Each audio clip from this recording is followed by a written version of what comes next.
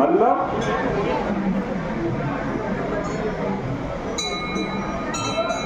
पिंगला ने कहा कि हाय हाय मैं कितनी बेवकूफ हूं जो इस शरीर से रति सुख चाहती। यह शरीर तो ऐसा घर है जो हड्डियों का बना हुआ है, चारों ओर से रोम नख द्वारा छाया हुआ है। इस शरीर में 9 दरवाजे हैं जिनसे क्या निकलता है? गंदगी निकलती है। यह शरीर तो वृण मूत्र से भरा हुआ है। इसके ऊपर के चांद को देखकर लोग कहते कि यह बहुत सुंदर है और उसका संभोग करते हैं। इस विदेह नगरी में केवल मैं ही मूढ़ हूँ जो परमात्मा को छोड़कर विनाशी पुरुषों की अभिलाषा करती है। लेकिन अब मैं परमात्मा में रमण करूंगी। संसार के लोगों में ऐसी कोई सामर्थ्य नहीं कि वे मेरी कामना पूर्ण कर सके। आज विष्णु भगवान मुझ पर प्रसन्न हो गए हैं जो मुझे निर्वेद हो गया।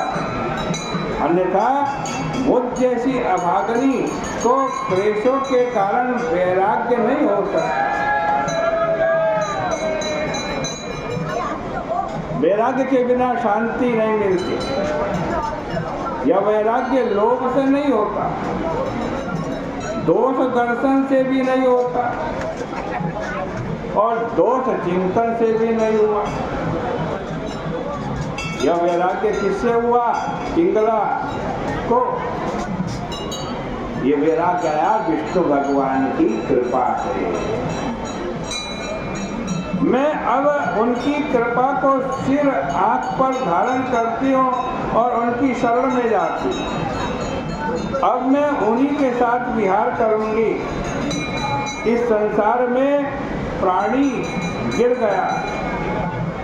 असल में जब मनुष्य सावधान होता है, भोग का त्याग करता है, तभी वह परम कल्याण का भाजन होता है।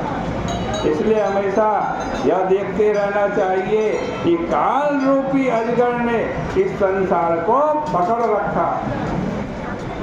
यही निश्चय करके पिंगला ने अपने मन में पुरुषों के लिए जो तृष्णा थी उसको काट दिया और अपनी शैया पर सुख से सो गए। इसलिए सांख्य दर्शन में एक सूत्र आया है, सांख्य दर्शन में, कि निराशा सुखी पिंगलावत।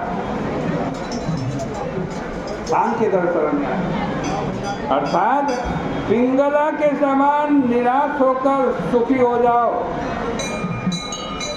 जो दुनिया की आशा नहीं करेगा वही सुखी रहेगा। आशा छूटने पर ही आराम की नींद आती है। आशा ही परमं दुःखं नैराश्यं परमं सुखम् यथा संचित्य कान्ताशं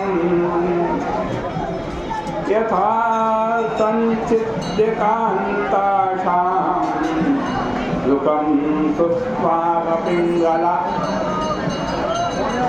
देखो, इस प्रसंग में एक बात बता रहा हूं। यह बात कही गई है कि जब दत्तात्रेय जी विदेह नगरी में विचरण कर रहे थे